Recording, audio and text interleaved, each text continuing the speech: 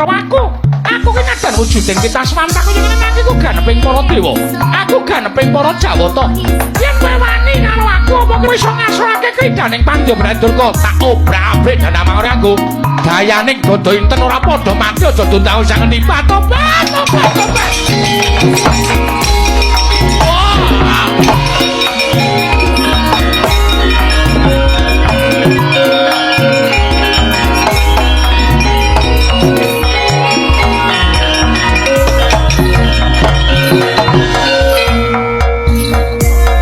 Muni apa nih? Sing ngendi? Cuma kok bareng muni suminten ngono. Kabeh jin setan berkasan doting mau ayu do tabrak-tabrakan. Golek papan kendelikan Eyang Pandya Durga ya melayu sifat kuping ngambah dirgantara. Lah kowe iki apa lali to, Kang? Lali piye? Aku tau kate ra gugat marang kayangan. Heeh. Mergo aku pengen takon. Sesuk aku kuwi melu Bratayuda apa ora? Oh iya aku kelingan. Aku toko nandani neng jaba biyen. Iya. Iwang iki kula nasib ana paring dawuh kelawan aku. Nggone kowe karo aku mbelani para Pandhawa sesuk ora kok ana jroning Bratayuda. Nanging pepuncuk Bratayuda tegese wiwitaning perang gedhe kuwi awak dhewe duwe kewajiban manglurah satru murka. Wong kang ngambek angkara Budi Candala, ya kuwi ora kejaba amung Betari Durga karo Bathara Kala. Kuwi dadi kewajibane awake dhewe nyirnake angkara murka Betari Durga karo Bathara Kala.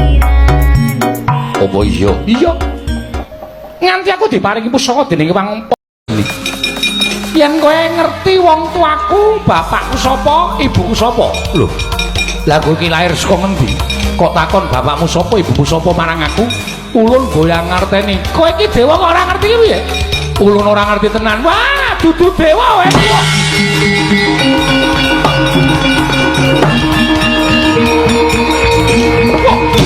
Mati kowe. Ah, siapa kowe?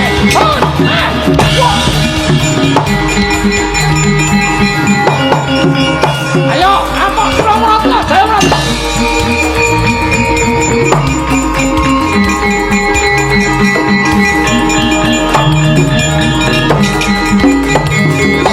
Iki sandangane padha karo sing tak ajar mau. Iki sandangane padha karo sing tak polo mau iki ya dewa. Iya, ulun Bathara Indra. Bathara Indra karo penyarian apane? Ora sandak tak takon merno-merno. Kita wigatine apa? Takon. Takon apa? Bapakku sapa? Ibuku sapa? Ulun goyang ngerti Padha wae.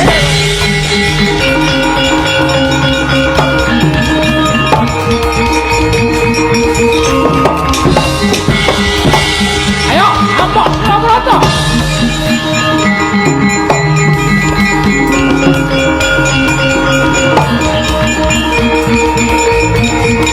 Wah.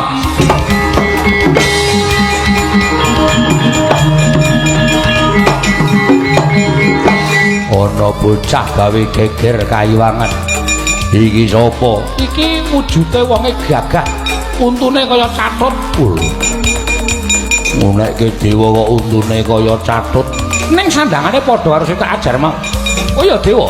Ya, aku dewa. Jenengmu sapa? Yama Dipati. Bathara Yama Dipati. Ya. Bapakku sapa, ibuku sapa? Lho. Lah aku ora ngerti. Nek kowe ora ngerti kok tak ajar kaya kanca-kancamu. Jabut nyawamu. Wah. Wah. Oh. Wah. Lho. Kowe ngopo? Lho kok ora ketut to nyawane? Kok ora ketut nyawane? Nyawane sapa? Nyawamu kuwi. Lho, kowe mau njabut nyawaku to? Iya. Aku njabut nyawamu. Iso ora? Nyatane ijik urip, kowe ora iso dijabut nyawane. Kowe sing tak jabut nyawamu.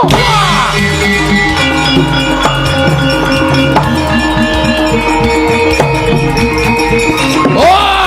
Wah. Oh, no.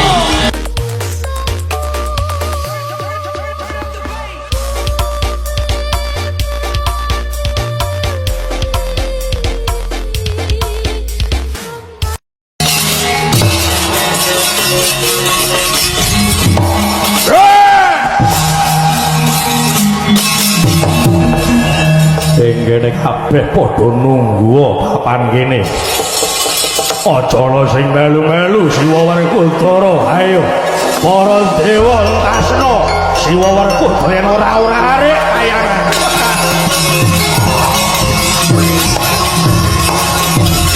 Wah, matane kene. Sak, iya. Ayo. Gelu.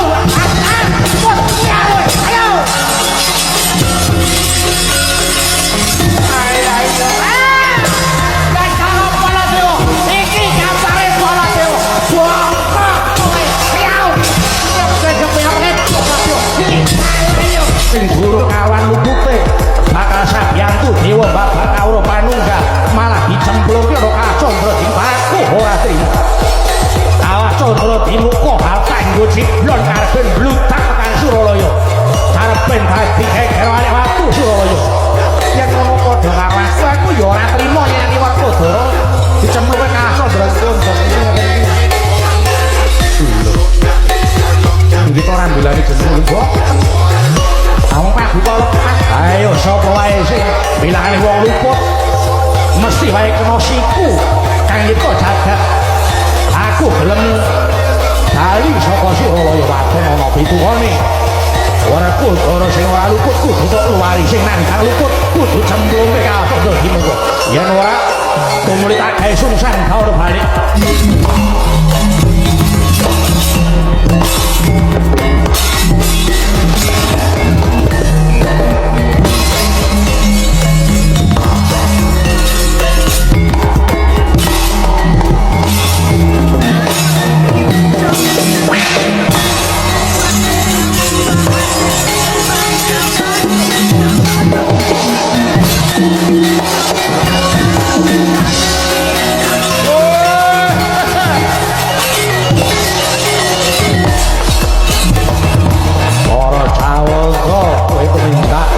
Ini ronmu paling hukuman marang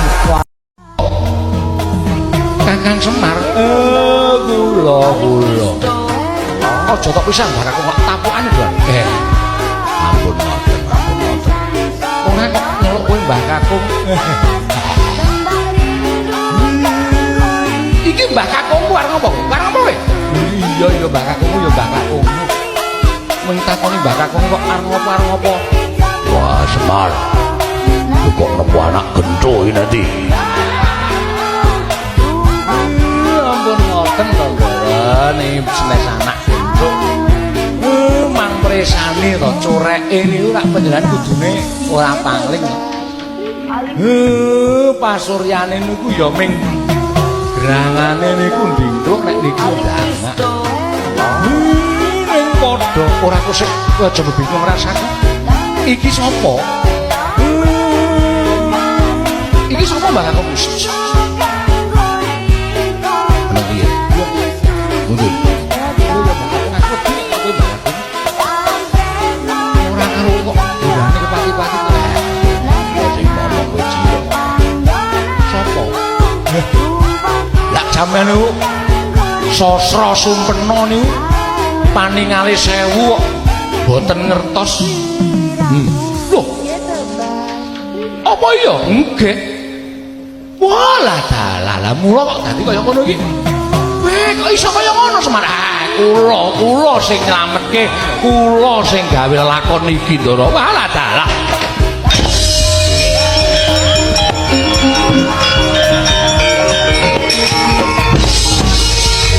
Arep ngopo kowe? Aku arep ngrangkul kowe. Krangkul nyanak-nyanak ngopo? Mawar gelut kok nyanak-nyanak. Ampun ngoten. Piye, Mbah? Niki Pak D Darsono. Jenes. Niki Pak D kakangne bapak. Loh. Apa iya? Nggih. Nek ngono malah ngerti bapak kowe. Ampun takon niki nek iki genah ngerti sing ditakoni Bathara Guru nek takon iki terus bubar. Wah, Semar. Sopo?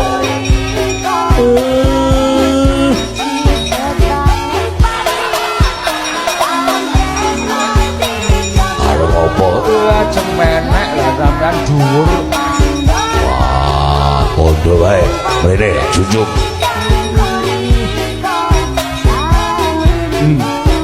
Apa yo? Nggih. Wah, edan. Barang ngerti kok malah didani-dani. Lah kae sing dhuwur kae sapa?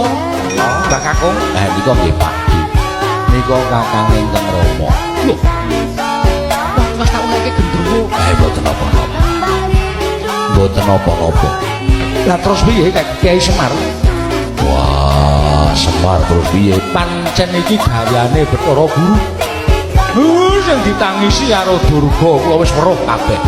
Kula ngimpi yen to jagat iku tukulan wiji sejati. Mula terus kula niti priksa kayangan. Lah, kayangan bubrah. Bocah niku kula ken ngoyak-oyak Bathara Guru niku pancen dadi srana nggone ngapokke pangartine sing kurang apik. Lah terus kajenge diuyak-uyak nek enten napa-napa kula sing nanggung mboten wonten ajeng wonten walate. Oh ngono nggih. Piye Bang Kakung? Bathara Guru niku ndelik tak rika nek mangoyak. Bathara Guru, ayo bapakku mbok undi aja meneng.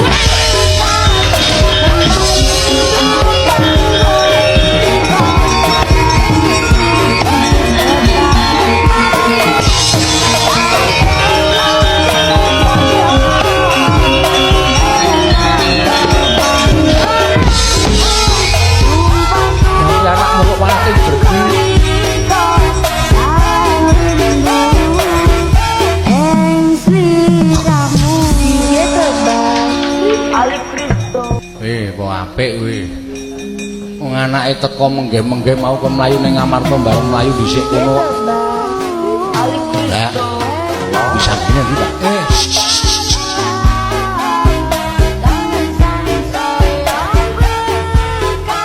Terus kae mau ampun ditegake.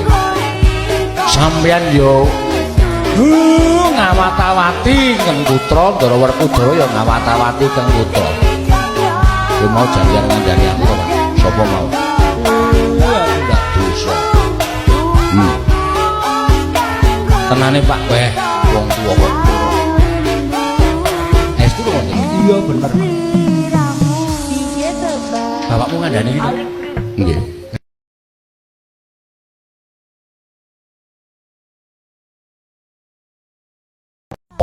Aku Werkudara. Sapa?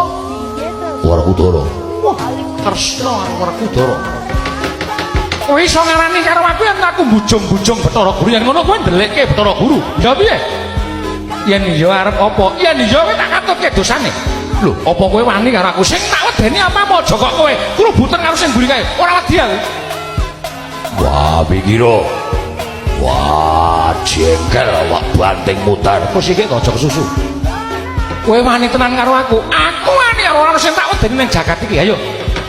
Aku arep ngamuk iki. Arep ngamuk. Sing gedhe kon majune tampuk iraine. Anggepe kaya apa rumasane dimetenteng yo gagah kok piye? Waton sapa sing ndelikke Bathara Guru tetep dadi mungsuh wis anggene tak amuk kabeh. Oh, tiban senjata cakra mati. Wah, itak mutar. Mangke riyen den mangke riyen.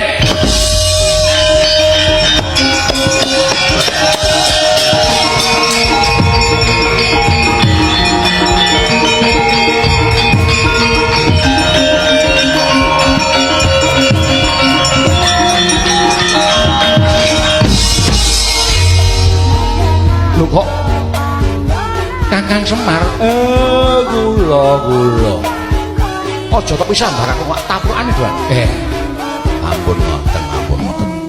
ora kok nyeluk kowe Mbah Kakung iki Mbah Kakungku arep ngopo kowe? Arep ngopo kowe? Iya Mbah Kakungku ya Mbah Kakung mung takoni Mbah Kakung kok arep ngopo? Wah, Semar. Lu kok nemu anak gento iki nanti? Putra Pandhawa ingkang aku rumangsa ora duwe tata krama lan unggah-ungguh. Nggonku bisa ngatonake kabecikan sarta njunjung kelawan asmaning wong tuwa. Ya mung aku kudu besok bisa dadi senopati ning negara Ngamarta. Ngrabaseng para Sata Kurawa bareng karo kadangku tuwa Kakang Antasena wa.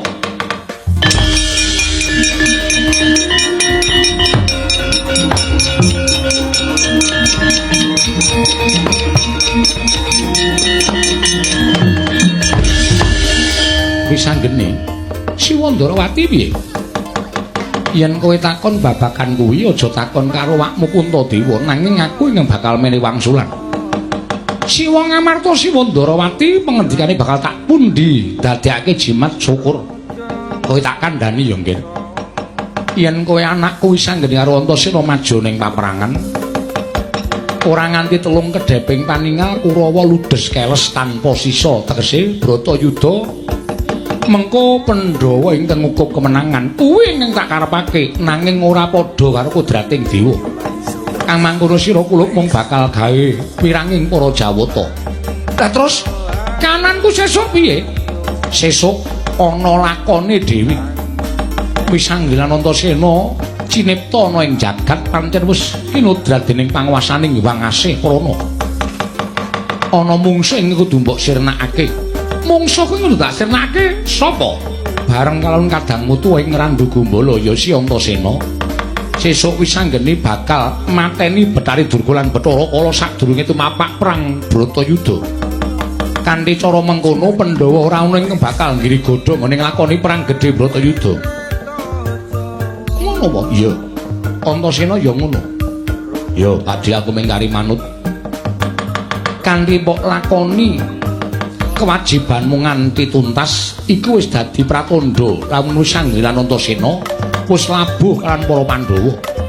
Nang yen to kowe ora gelem nglaksanani kewajibanmu, ateges kowe weyong marang sesanggemaning para Pandhawa tumrap atmajaning ngaran wis anggelan Antasena, padha karo kowe nyelaki dawuhing wong tuwa kang mangkono sira ora bakal kelakon njunjung lawan asmaning wong tuwa. Ya, Siwa Ndarawati, yen to pancen mengkono aku mengkari manut kundura marang kasatriyanmu dhewe-dhewe, sesuk wayaning mangsa kala bakal katandha wis anggene njaluk pamit wae.